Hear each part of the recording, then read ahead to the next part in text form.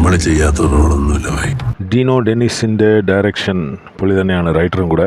പുള്ളിയുടെ റൈറ്റിംഗ് ഡയറക്ഷനിൽ വരുന്ന സിനിമയാണ് ബസൂക്ക. കുറേ കാലം മുമ്പേ ഇതിൻ്റെ ഫസ്റ്റ് ലുക്കൊക്കെ വന്നായിരുന്നു, പക്ഷെ അത് ഇങ്ങനെ കിടപ്പിലായിപ്പോയി. എന്താ സംഭവിച്ചതെന്നറിയില്ല. മമ്മൂക്ക, ഗൗതം വാസുദേവ് മേനോൻ, പിന്നെ കുറേ ആൾക്കാരുണ്ട് എന്നാണ് ടീസറിൽ കൊടുത്തിരിക്കുന്നത്. ഇതിൻ്റെ മ്യൂസിക് ഭയങ്കര ഇൻട്രസ്റ്റിംഗ് ആയിട്ടുണ്ട്. ടീസർ കാണുന്നവർക്കൊക്കെ അത് തോന്നും. Music compose by Mithun Mukundan എന്നാണ് കൊടുത്തിരിക്കുന്നത്. പക്ഷേ ടീസറിൻ്റെ മ്യൂസിക്കാണ് ഇപ്പോൾ നമ്മൾ കേട്ടിട്ടുള്ളത്. ടീസറിൻ്റെ മ്യൂസിക് കമ്പോസ് ചെയ്തിട്ടുള്ളത് സയ്യിദ് അബ്ബാസ് എന്നുള്ള ആളാണ്.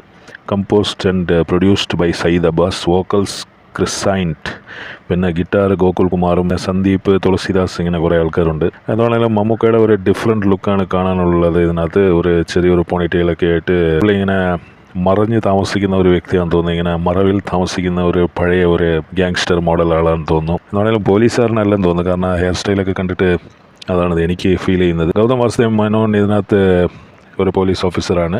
ബെഞ്ചമിൻ എന്നാണ് പുള്ളിയുടെ ക്യാരക്ടറിൻ്റെ പേര്. പുള്ളി ഇതിനകത്ത് എന്തോ DC-യോ AC-യോ അങ്ങനെ എന്തോ ഒരു സംഭവമാണ്. പുള്ളി പക്ഷേ കൂടെ വെടിവെക്കുന്ന ആളുടെ തോക്ക് ക്ലോക്ക് ചെയ്യുക എന്ന് പറയുമ്പോൾ അത്രയ്ക്കും മണ്ടിയാണോ കൂടുള്ള ഫീമെയിൽ ഓഫീസർ?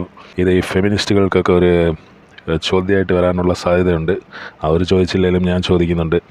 രജിസ്ട്രേഷൻ ഈ വണ്ടി ദുബായ് വണ്ടിയാണോ എന്നൊരു സംശയമുണ്ട്. ദുബായും പിന്നെ US-ഉം പിന്നെ ഇന്ത്യയും കൂടെയാണ്, കൊച്ചിയും കൂടെയാണ് കാണിക്കുന്നതെന്നാണ് തോന്നുന്നത്.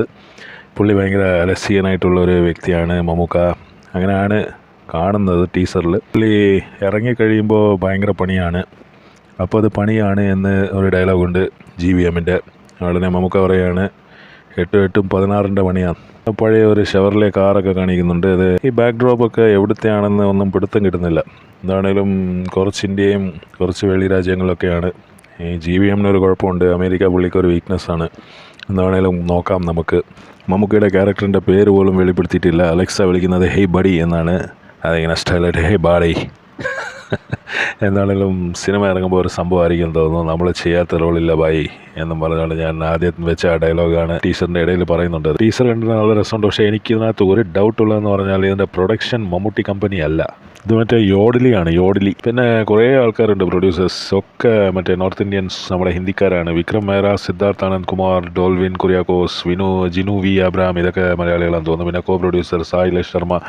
അപ്പോൾ ഇങ്ങനത്തെ സംഭവം ഉള്ളതുകൊണ്ട്. പക്ഷേ ഇതിനകത്ത് DOPയുടെ കാര്യം എടുത്ത് പറയേണ്ടതുണ്ട്. അടിപൊളിയായിട്ടുണ്ട്. നിമിഷ് രവിയാണ് DOP. പുള്ളി എന്നാണെങ്കിലും അടിപൊളിയായിട്ട് സംഭവങ്ങളൊക്കെ ചെയ്തിട്ടുണ്ട്. എഡിറ്റിങ്ങും കൊള്ളാം. ഈ ടീസറിൽ വന്നത് കൊള്ളാം. ഇനി സിനിമ ഇറങ്ങുമ്പോൾ എങ്ങനെ ഉണ്ടെന്ന് നമുക്ക് കണ്ടറിയാം. GVMൻ്റെ കുറേ ഇൻ്റർഫിയറൻസ് ഒക്കെ ഉണ്ടെങ്കിൽ പടം പൊളിഞ്ഞു പോകാനുള്ള സാധ്യതയുണ്ട്. പിന്നെ ഇതിനകത്ത് എൻ്റെ ഒരു സംശയം യോഡലിയാണല്ലോ. ഈ യോഡലിയൊക്കെ വരുമ്പോൾ സിനിമയിൽ അത്രയും ശ്രദ്ധിക്കാതെ ഇവർ മമ്മൂട്ടി കമ്പനി പോലെയൊന്നും അങ്ങനെ പൾസ് മനസ്സിലാക്കിയ ആൾക്കാരൊന്നും ഫീഡ്ബാക്കിലുണ്ടാവില്ല. ഡയറക്ടർ പറയുന്നതൊക്കെ ഓക്കെ, പറഞ്ഞാലും പ്രശ്നമാണ്, പറയാത്തവരാണെങ്കിലും പ്രശ്നമാണ്. എന്താണെങ്കിലും സിനിമ ഇറങ്ങുമ്പോൾ കാണാം എന്ത് സംഭവിക്കുന്നു എന്നുള്ളത്. എന്താണെങ്കിലും ഒരു ഓൾ ദ ബെസ്റ്റ് പറയാനുള്ളൂ. മമ്മൂക്കയുടെ ബസൂക്ക എടുത്ത് വെടിവെക്കുമെന്തോ പുള്ളി. എന്താണെങ്കിലും സിനിമ ഇറങ്ങുമ്പോൾ കാണാം എന്തൊക്കെ സംഭവിക്കും എന്നുള്ളത്. പുള്ളി ചെയ്യാത്ത റോളില്ലെന്നല്ലേ പറഞ്ഞിട്ടുള്ളത്. ഇത്രയ്ക്കും കോൺഫിഡൻസ് കാണാം. നമ്മൾ ചെയ്യാത്ത റോളൊന്നുമില്ല ഭായി.